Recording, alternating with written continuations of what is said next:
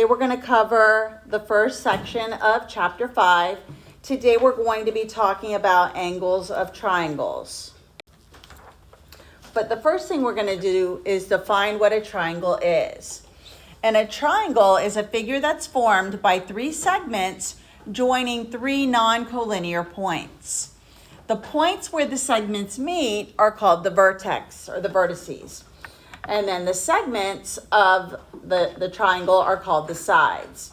So in this blue triangle that's here, ABC, you will name it by the three vertices, and then the sides would be the segments, so AB, BC, CA.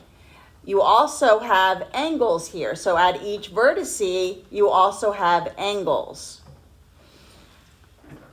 Now, whenever you put the three letters, you always have to either write out the word triangle, or what you can also do is put a little picture of a triangle in front of the three letters.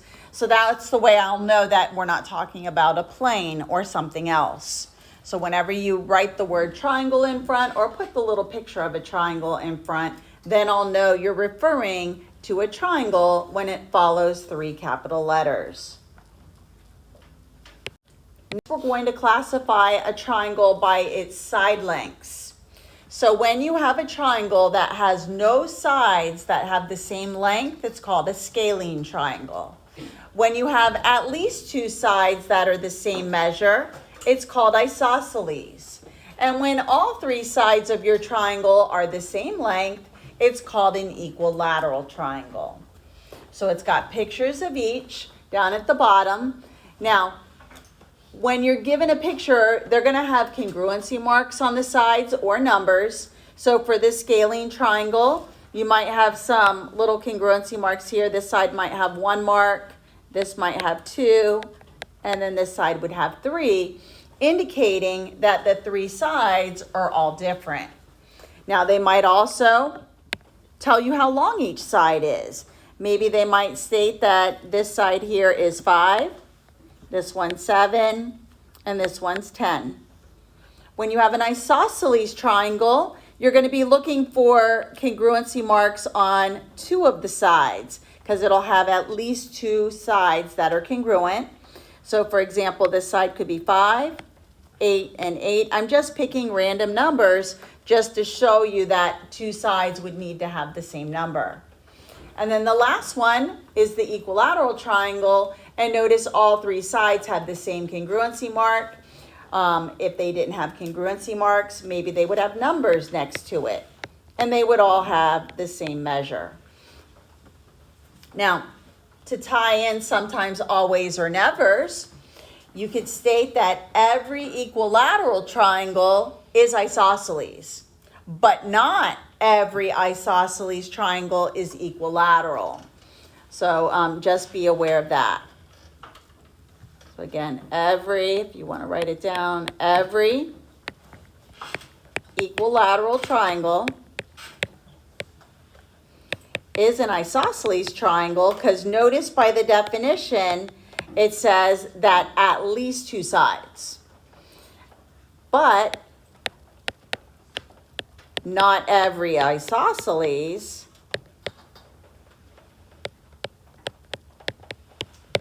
is equilateral.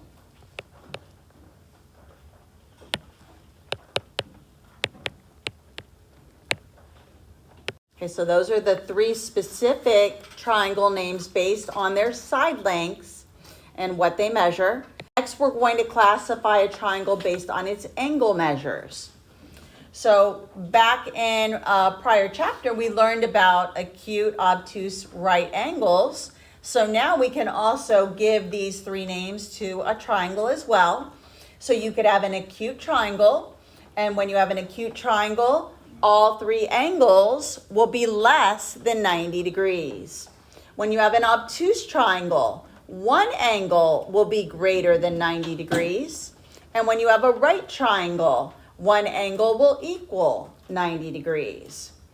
Now, just like we saw with the equilateral triangle, you can also have an equiangular triangle, and this is where all angles would be congruent. When you have an equiangular triangle, it will also be equilateral.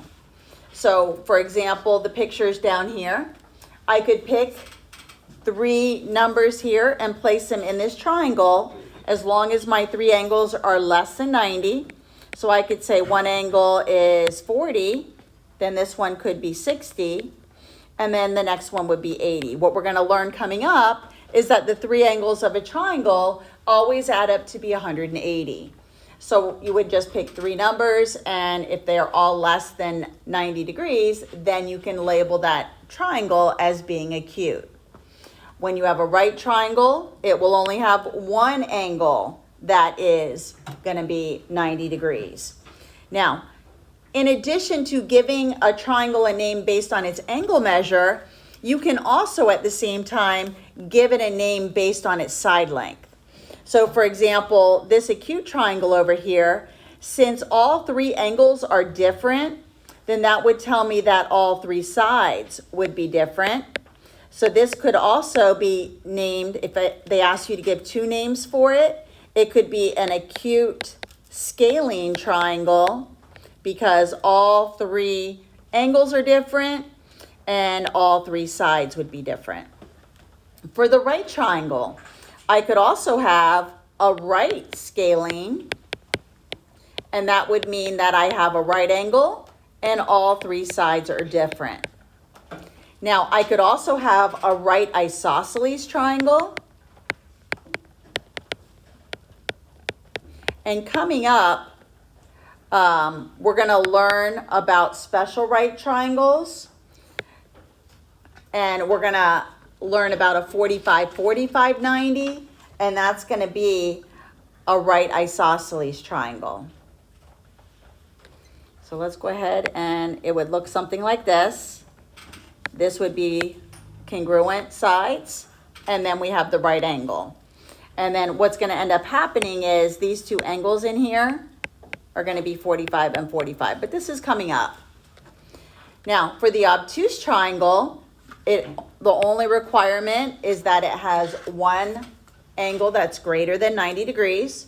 So I could say that this angle could be 100, could be 95, just any number that's greater than 90 degrees.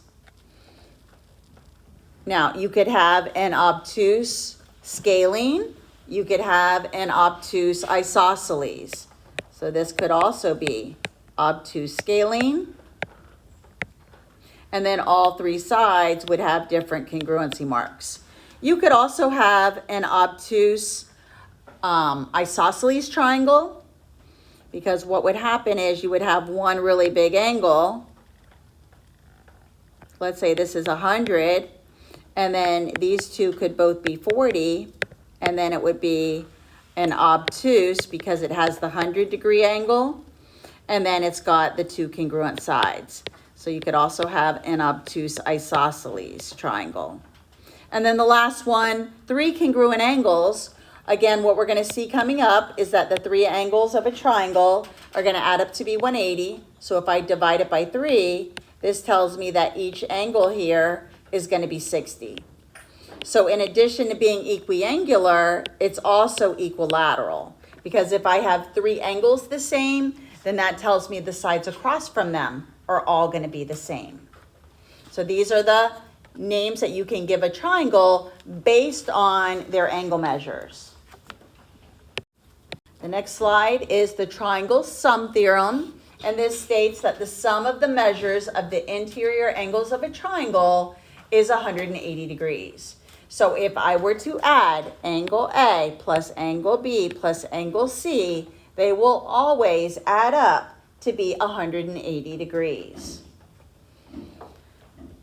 Now, when we're starting to look at these pictures, if your number has the degree symbol, it's referring to an angle measure. If it's got a linear unit like inches or centimeters, then we're talking about the side lengths of the triangle.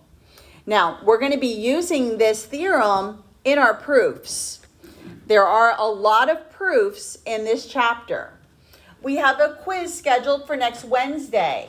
You will have a proof on it that you will be writing yourself on the quiz next Wednesday. Now, the way that we can also use this theorem is they might give you a picture of a triangle, and they might give you two of the angle measures.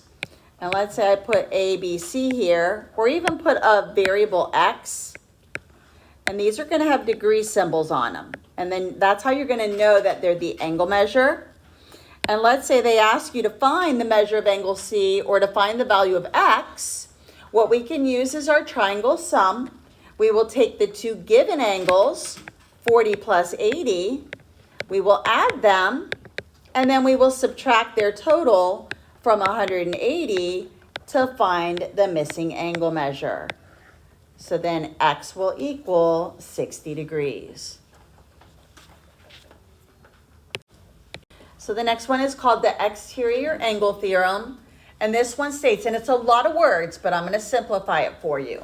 The measure of an exterior angle of a triangle equals the sum of the measures of the two remote non-adjacent interior angles. Lots of words here.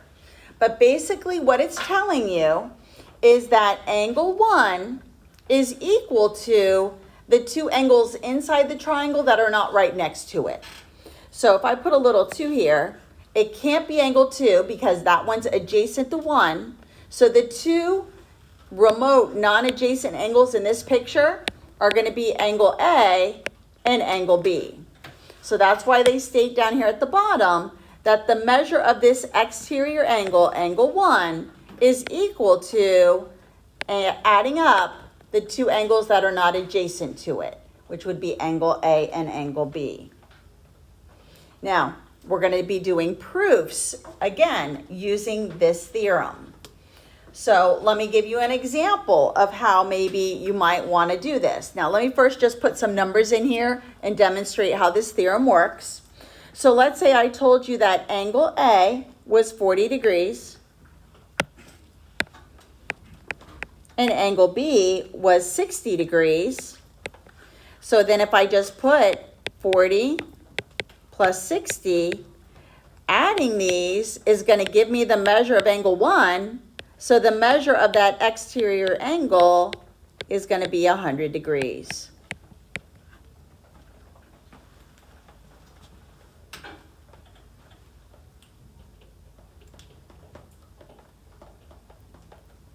Now let me write a proof of proving this theorem.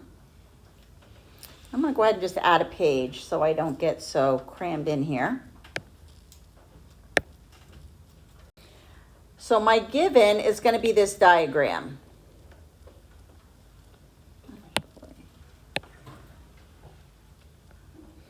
And I'm going to put A, B, C. I'm going to put 1 and 2 here. So I want you to prove, so given is the diagram, and I want you to prove that the measure of angle 1 is equal to the measure of angle A plus the measure of angle B. So we're proving the theorem. Now, on the test or the quiz, I'm never going to ask you to prove a theorem. Now that I've taught you the theorem, you can use it as a reason in a proof. But just to get you in the routine of setting up your proofs logically, let me walk you through it. So we have our statement column and our reasons. So number 1, I'm just going to state that my given is the diagram, and it's given to me. Now, I will always spell out your given for you. I will never expect you to look at a picture and then figure out what's going on. So the first thing I'm going to do, from my picture, I can tell that 1 and 2 are a linear pair. And I'm also going to use my triangle sum theorem, and I can also, so that's what I'm going to state first. So I'm going to state that angle A plus angle B plus angle 2 equals 180. And this is my triangle sum theorem. And I'm going to abbreviate theorem with THM. The next thing I can bring in from what I can see in the picture is I've got a linear pair. So I could state that angle 1 and angle 2 are a linear pair. And this is definition of a linear pair.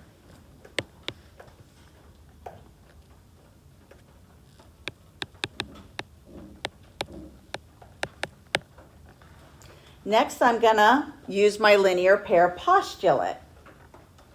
And I can state that angle 1 and angle 2 are supplements or supplementary. And this is my linear pair postulate. You could abbreviate it as LPP,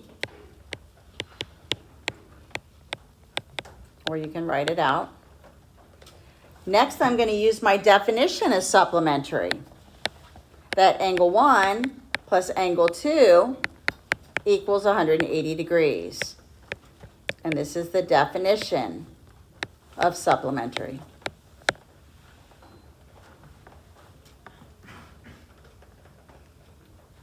The next thing that I need to establish is I'm going to use my reflexive property. And I'm going to state that angle 2 equals angle 2.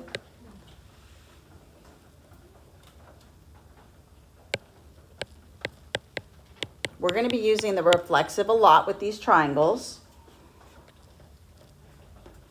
And now what I can do is, since I've established that these both equaled 180 here, I can do a substitution. And I can state that angle A plus angle B plus angle 2 equals angle 1 plus angle 2. And this is substitution. You could also say transitive here because the 180s would cancel out. And now what I'm going to use is my subtraction property of equality, and I can subtract angle 2 from both sides because it cancels it. And you don't have to show that in the proof, but that's what we're doing. So now I have angle A plus angle B equals angle 1. And then this is going to be subtraction property of equality.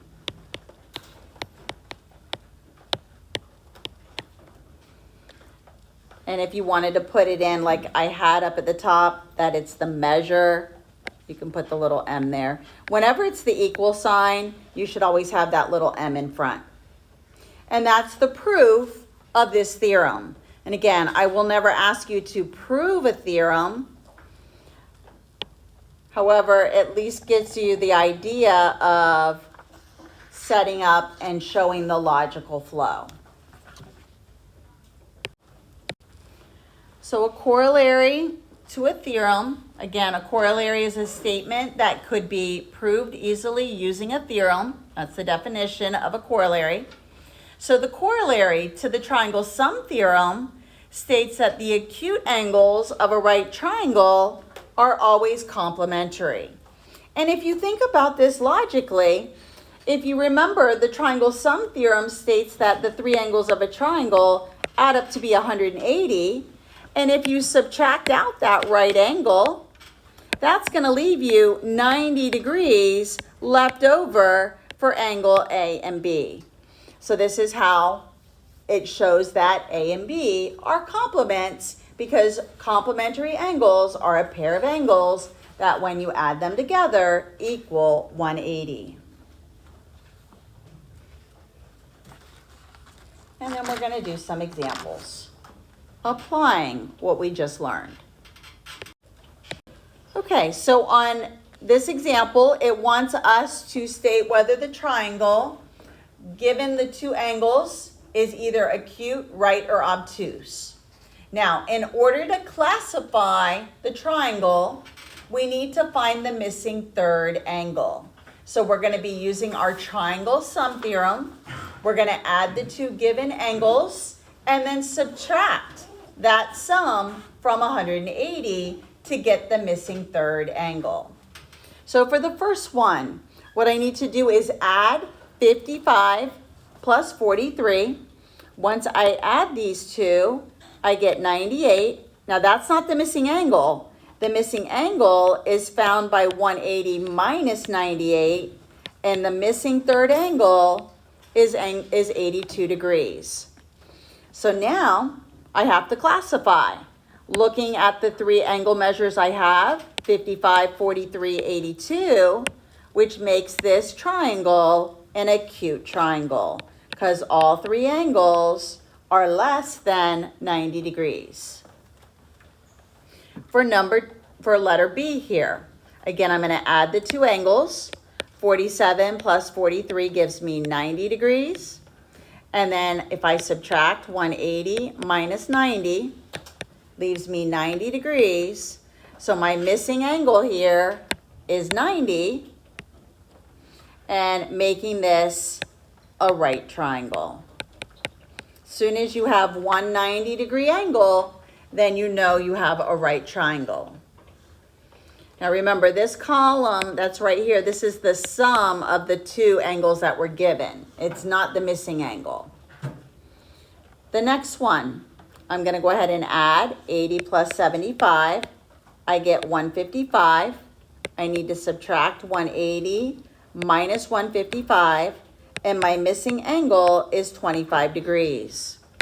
Notice all three angles in this one are less than 90, making this an acute triangle. For D here, I'm going to add 33 plus 33. I get 66. 180 minus 66 gives me 114, making this an obtuse triangle. It's greater than 90 degrees. And then the last one, again, I'm going to add. I get 90. 180 minus 90 gives me the missing angle is 90, again making it a right triangle. So when you're given two of the angles, to find the missing third one, you're going to add the two they give you and subtract from 180. Then you'll go back and look at the three angle measures and decide, is it acute, right, or obtuse? So it wants us to find the measure of angle A. Now, if I zoom in here, I can find, I've got two triangles. When we start doing the proofs, my previous classes would say, oh, it looks like a bow tie. And then when we would start the proofs, they're going to say, oh, we're doing the bow tie proof. Okay, so what we're going to be bringing in here are vertical angles. So what I need to do is I'm going to go ahead and add the 80 and the 50. I get 130. I'm going to subtract that from 180. And the missing angle here is going to be 50 degrees. Notice on either side of this bow tie, I've got a pair of vertical angles, and vertical angles are congruent. So now this missing angle is going to be 50. Now I'm going to do the same process. I have two of the angles now in this triangle, so I'm going to add them and subtract from 180. So 50 plus 50 gives me 100. And then now I can subtract 180 minus 100, and my missing angle, or angle A, is 80 degrees.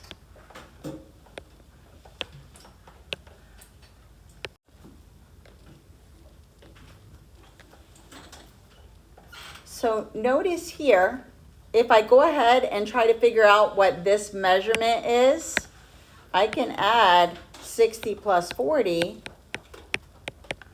and get 100, subtract from 180, and that missing angle is going to be 80 degrees. And notice these are congruency marks, so this angle will also be 80. And then you can also see that without even doing the problem, you can see that the missing angle A here is going to be 60. because these are actually two congruent triangles. When you have congruent triangles, the triangles are going to be exactly the same. Same shape, same size, same angle measures, same side lengths.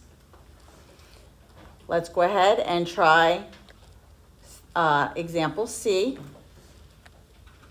Again, we've got a similar scenario here. We could figure out what this little angle here is, because it's going to be the same as this one.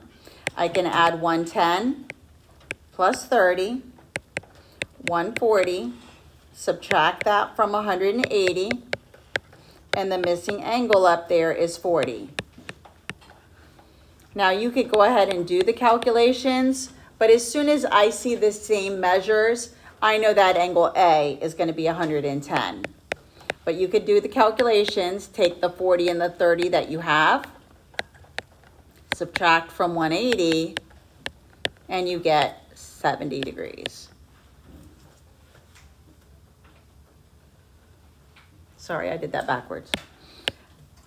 180 minus 70, and I get 110. Next one. Find the measure of angle A. So here's where we can use our exterior angle theorem. And remember, it says the measure of the exterior angle is equal to the sum of the two remote non-adjacent interior angles. So I know that adding 80 plus the measure of angle A will give me 120. But since they gave me the 120, all I need to do is 120 minus 80, and I get 40 degrees. So the measure of angle A equals 40. So if you wanted to write it out, remember the measure of angle A plus 80 would equal 120. That's how you could write it algebraically. But if it just asked you to find the missing measure, all you had to do was subtract. And then for the last example, it says in triangle EFG, the measure of angle G is 100. Now, see how it sort of looks like it's a right angle? You can never assume that it's a right angle unless it has the little box or unless they had told you that the lines were perpendicular. Now, it's also giving me that the measure of FEH, which is going to be right here, this exterior angle, is equal to the measure of 3 times the measure of F. I'm going to go ahead and just call angle F. I'm going to put an X here. So then this is going to be 3X. It's just going to make it a lot easier so I don't have so many letters in my problem.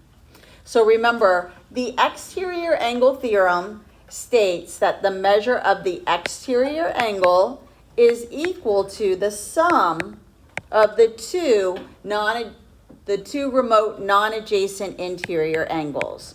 So I'm going to add F and G, and it's going to equal that outside exterior angle. So I'm going to go ahead and combine my like terms.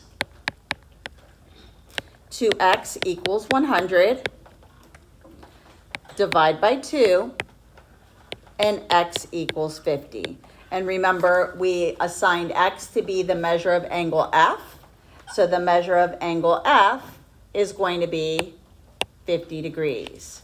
Now, if they had asked for the exterior angle, then I would times it by 3, and then this angle would be 150. And that is it for the notes on section 1.